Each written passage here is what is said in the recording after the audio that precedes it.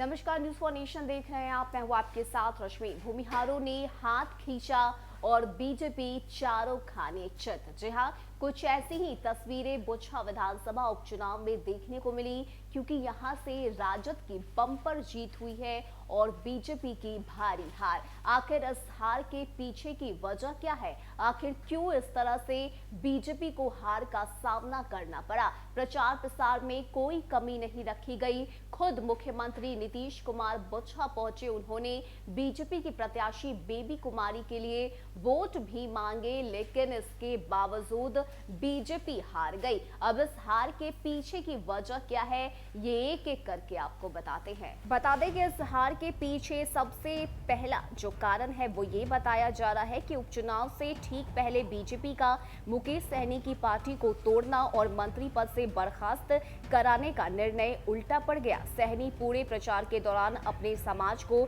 समझाते रहे कि कैसे बीजेपी ने उनके साथ धोखा किया है और उनको अपमानित किया है। इससे चुनाव नजदीक आते आते मला एनडीए से बिदक गए और जमकर सहनी के पक्ष में वोटिंग की गई। दूसरा कारण ये बताया जा रहा है कि बीजेपी प्रत्याशी बेबी कुमारी के प्रति लोगों में काफी गुस्सा है। कथित तौर पर उनके पति पर वसूली का आरोप लगाकर विपक्ष ने जहां इस गुस्से को हवा दिया, वहीं रही कहीं कसर पार्टी के बड़बोले नेताओं ने पूरी कर दी। वोटरों का मानना है कि बेबी ने पिछले कार्यकाल के दौरान काम नहीं किया था। उनको एक बार फिर मौका दिया जाता तो नए लोगों को क्यों ना मौका दिया जाए। राजनीतिक पंडितों का मानना है कि पार्टी अगर बेबी कुमारी की जगह दूसरा प्रत्याशी खड़ा करती तो जीत सकती थी। वहीं तीसरा जो कारण है वो बताया जा रहा है कि अब जो भूमिहार समाज है वो गुस्से में है। माना जा रहा है कि बुचहा में भूमिहार समाज की संख्या अच्छी खासी है,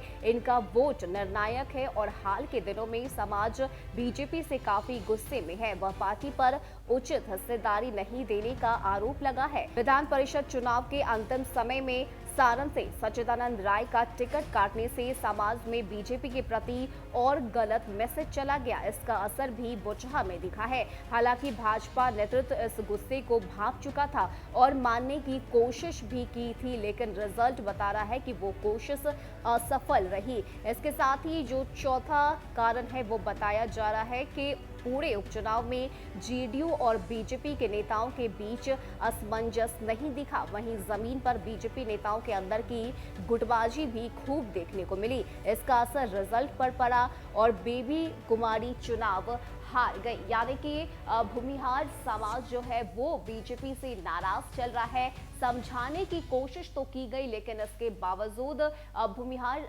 समाज जो है उन्होंने अब बीजेपी को वोट नहीं दिया, जिसका फायदा मिला तेजस्वी यादव को, आरजेडी को। और यही वजह है कि बम्पर वोट के साथ अमर पासवान की जीत हुई है, तो वहीं बेबी कुमारी की हार हुई है। बेबी कुमारी के पति पर भी कई तरह के आरोप लगे हुए हैं, जिसको लेकर भी जो जनता है वो बेबी कुमारी से काफी ज्यादा नाराज है। बुचहा के लोगों का कहना है कि अगर बीजेपी किसी और कैंडिडेट को यहां से उतारती, जगह देती, तो बीजेपी जीत सकती थी, लेकिन चूंकि बेबी कुमारी ने पहले भी काम नहीं किया है, ऐसे में जनता बेबी कुमारी पर भरोसा करने को तैयार ही नहीं थी और इसका गलत जो असर है, जो नकारात्मक असर है वो पड़ा बीजेपी पर, जिसकी वजह से बीजेपी का बुचहा में नुकसान हुआ।